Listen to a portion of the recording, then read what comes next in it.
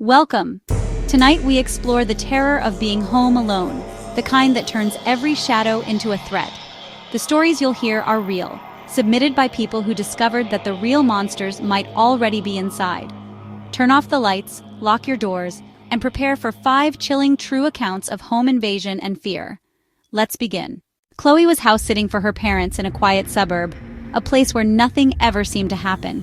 She was alone in a house she knew by heart, every nook and cranny familiar and comforting. Or so she thought. Past midnight, she lounged on the couch, wrapped in a blanket, the silence of the house settling around her. The only light came from the TV, casting flickering shadows across the room, a familiar and comforting presence. A faint sound from upstairs caught her attention, a subtle shift in the atmosphere. She tried to ignore it, dismissing it as the old house settling, but unease crept in, a cold finger tracing down her spine. The noise came again, louder this time, more distinct. A soft thud, like something had been dropped. Then a slow, deliberate creak of a floorboard, the kind that old houses make. But this felt different, heavier. Someone was walking upstairs, or at least, that's what it sounded like. Chloe muted the TV, plunging the room into near silence, her heart pounding in her chest like a drum. She was straining to listen, every nerve on high alert, trying to decipher the sounds above.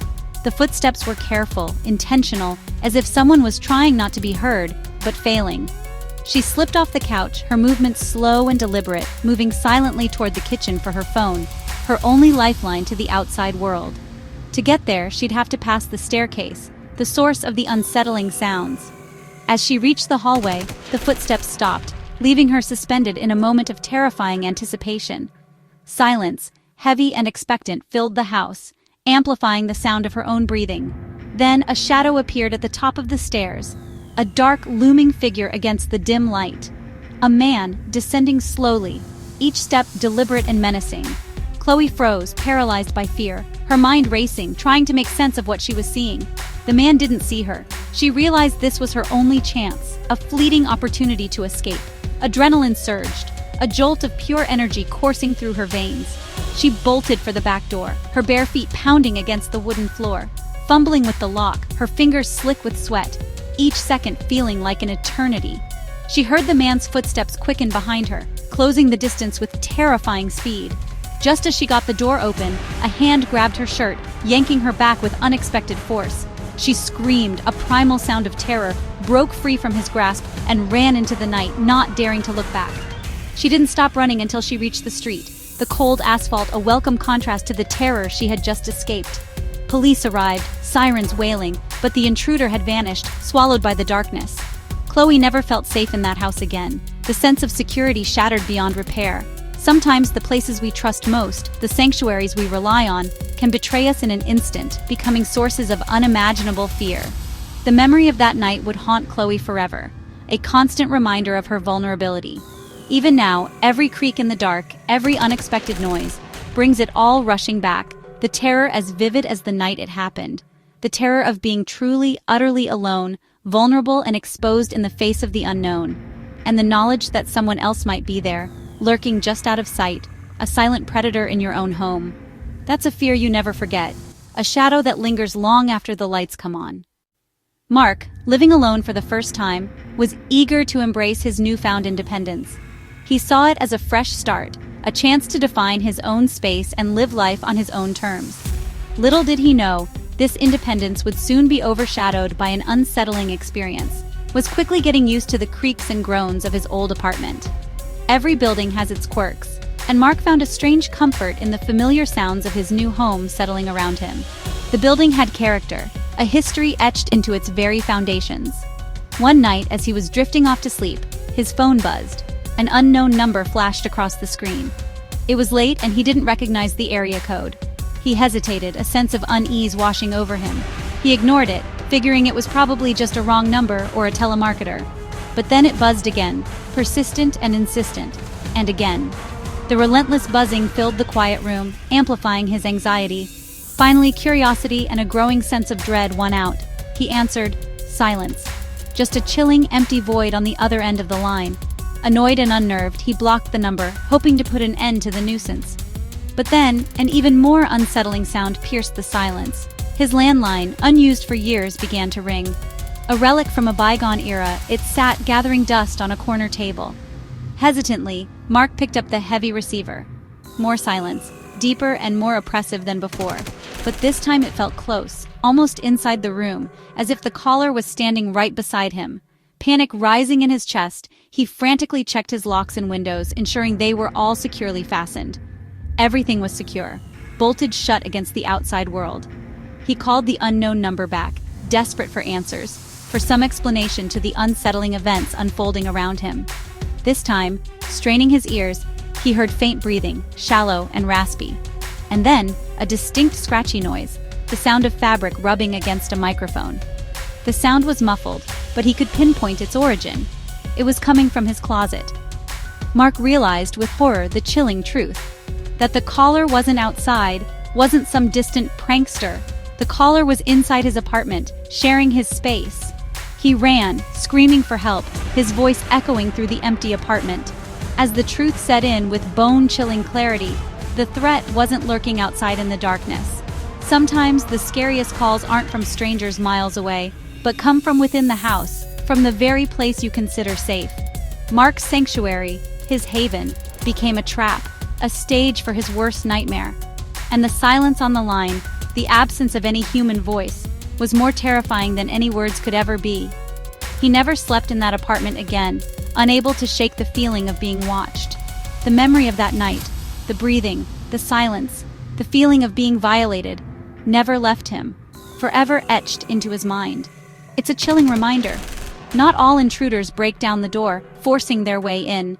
Some are already inside, hidden in the shadows, waiting for you to notice their presence. And when you do, when you finally realize the danger, it's already too late to escape unscathed. The line between safety and danger, between reality and nightmare, is often thinner than you think, easily crossed without warning. Mark learned that the hard way through an experience that would forever haunt his waking hours. And so did the rest of us, listening to his story, absorbing the chilling lesson it imparts. Sometimes the call is coming from the closet, from the darkest corner of your own home, and sometimes, against your better judgment, you answer, drawn in by a morbid curiosity. That's when the real nightmare begins, when the terror truly takes hold. Would you have answered the phone, succumbing to the temptation to unravel the mystery? Or would you have run, trusting your instincts and fleeing before it was too late to escape the encroaching darkness? For Mark, the answer came too late, after the line had already been crossed and the damage was done. And the silence, the chilling, haunting silence, still echoes in his memory, a constant reminder of the night his sanctuary was invaded. Tom, Sarah, and their kids moved into a charming old Victorian house, drawn in by its history and character. Little did they know, this dream home held secrets within its walls, waiting to be unearthed. The house came complete with a large, unfinished basement, a space filled with potential, but also with an unsettling chill that seemed to permeate the very foundation of the home. It was a blank canvas, a place for storage, or perhaps something more sinister. Sarah soon felt watched, an inexplicable unease settling over her as she went about her daily routine. The feeling was subtle at first, a mere prickle on the back of her neck, but it grew stronger with each passing day. Then she heard footsteps and scraping noises emanating from below, from the depths of the unfinished basement. The sounds were faint, almost imperceptible, but they were enough to send shivers down her spine. Tom, ever the pragmatist, dismissed it as the house settling, the old timbers creaking and groaning with age.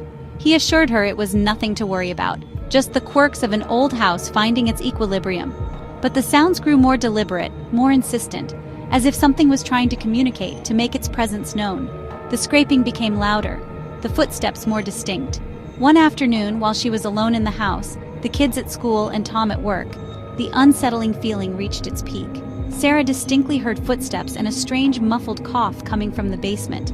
It was undeniable now. Something was down there.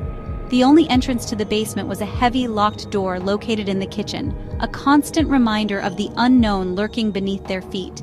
Driven by a mixture of fear and morbid curiosity, she cautiously pressed her ear to the cold wooden door. There was silence at first, an unnerving, heavy silence. Then a low, almost imperceptible, tuneless humming began to fill the space beyond the door. Against her better judgment, fueled by an irresistible urge to uncover the source of the disturbance, she retrieved the key and unlocked the door. With a deep breath, she cautiously peered down the dark, narrow staircase that led into the abyss below. The humming abruptly stopped. A wave of apprehension washed over her.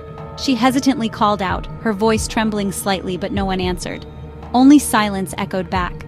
Gathering her courage, she reached for the light switch, her hand fumbling in the darkness before finally flicking it on. In the dim, flickering light, she saw a makeshift bed tucked away in a dark corner of the basement, a clear sign of habitation.